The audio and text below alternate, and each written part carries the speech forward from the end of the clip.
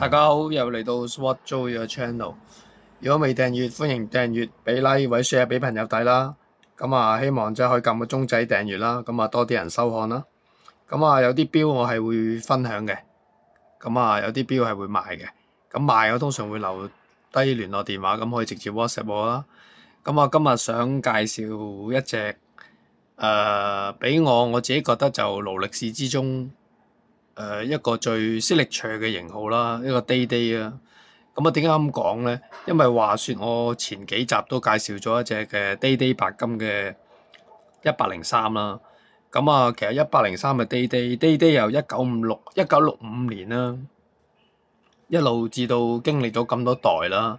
咁啊，去到多啲人比較去玩嘅103啦，之後嘅103.8啊、102.38啦。咁啊，到近代嘅6字位嘅就係今日介紹嘅118、138。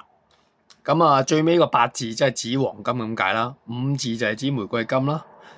咁啊，如果係9字嚟講咧，就白金啦。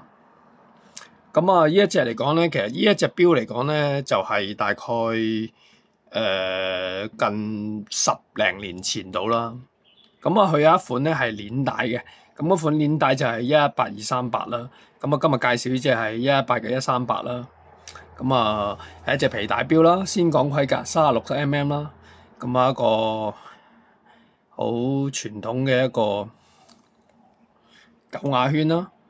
咁啊，其實呢個款嚟講咧，佢係有出過唔同嘅面嘅。咁啊，你問我覺得綠面貨勞力士咧係最識力場嘅，冇得講嘅。即係我覺得逢親綠面擺落勞力士嘅錶咧，就係最 iconic，同埋相對嚟講會多啲人中意啦，同埋我自己會覺得係睇高一線嘅。咁啊，呢隻面嚟講咧，就第一次上手咧，俾我感覺上咧就係佢係一個放射嘅綠面啦。咁啊，一個36mm啦。其實而家新款嗰啲6個位嘅 Day 咧，已經去到40mm啦。即係嚟講，佢喺個機芯上係有所唔同啦。咁啊，呢個早期少少呢個款就係用315機芯啦，48小時動力儲備啦。而家新嗰啲嚟講咧，轉咗325機芯啦。咁啊，個 size 就去到40mm嘅。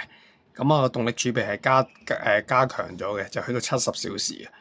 咁啊，如果你話我自己玩 Day， 我覺得最好嘅 size 尺寸都係36。如果你覺得係細咧，咁就不如唔好玩啦。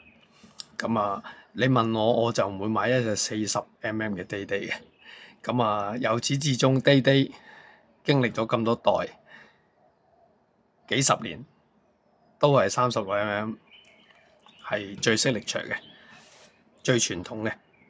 其實呢一隻36啦，我之前介紹過一隻103白金啦，都係36啦。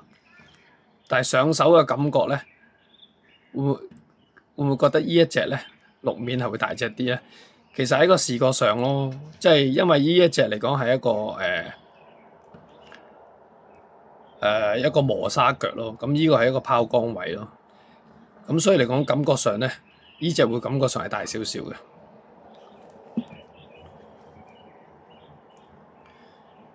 你見到隻腳咧仲有膠紙貼住嘅，因為呢一隻嚟講係一個 NOS， 係叫做全膜咯，包晒膠紙 NOS 咯，包晒膠紙。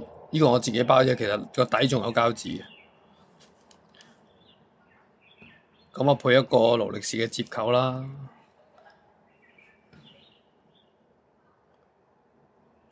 咁呢啲帶出嚟梗係十成啦。咁我 size 上手當然 good fit 啦。由始至終 Day 我都係36mm嘅 fans 嚟嘅。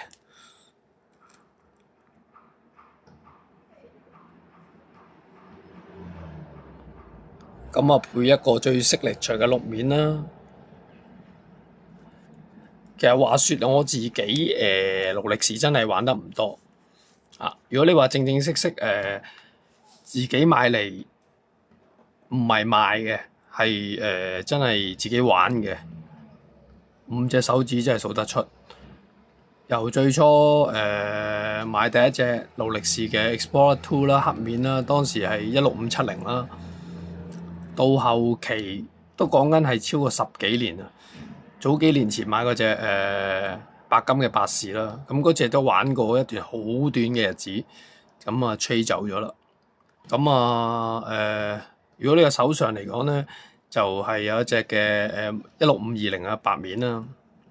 其實嗰隻嚟講咧，隻錶我都唔係實質我俾錢去買嚟自己玩嘅，係無意之中有段故事咁先落咗喺我手度，仲 keep 到而家咁解啫。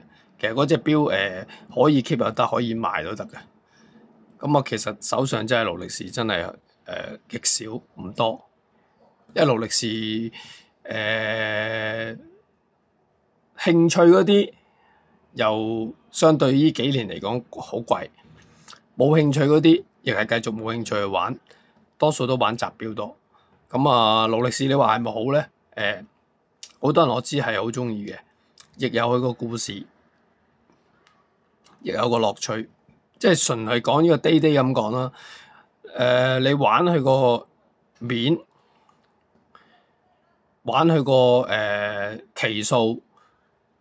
淨係玩呢幾樣嘢啊，都有排嚟玩啊！淨係玩件面啊，條字啦，寶璣字啦，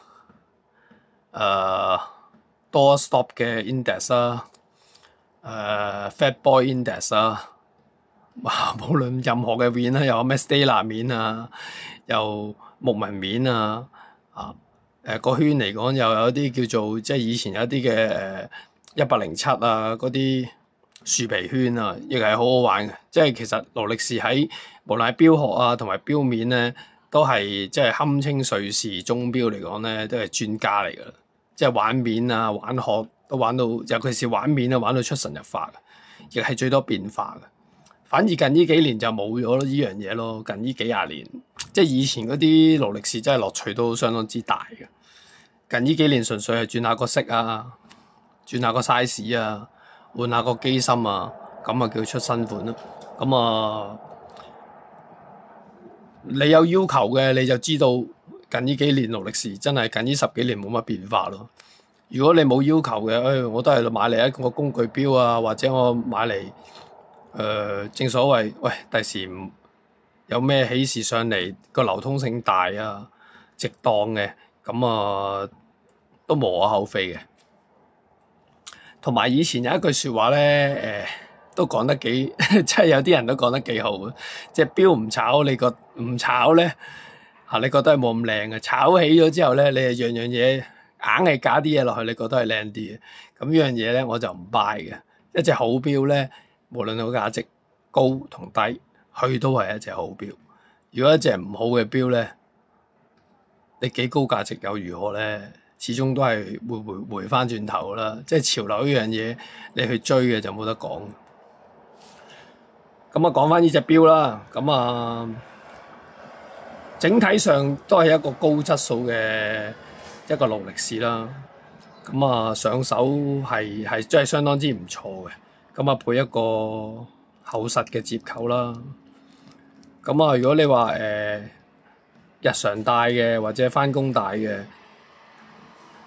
亦係一個非常之唔錯嘅選擇咯。如果俾我咧，我呢條帶咧，我就自己會換咗佢，係啦，換咗另外一啲。我換反而唔會換鱷魚皮，反而可能會換一啲嘅牛皮或者麂皮，或者一啲近年都比較興嘅羊仔皮。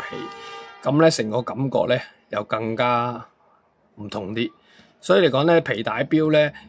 玩即係如果皮帶錶咧可以轉皮帶咧，個感覺完全唔同啊！即係好似以前玩 Pen 啊，或者啲人好中意玩轉皮帶咧，出嚟個錶嘅感覺又係好唔同嘅。咁呢隻錶相對真係少有咯，咁多年仲係 keep 晒full sticker 啊、full set 啊，咁啊呢啲。機遇巧合之下去撞到咯，你有時想揾又未必揾到嘅。尤其是近呢幾年，你想揾一隻勞力士嘅有 full sticker 嘅都難啦。一出錶行都俾全部搣晒噶啦，除非一啲特別渠道咯。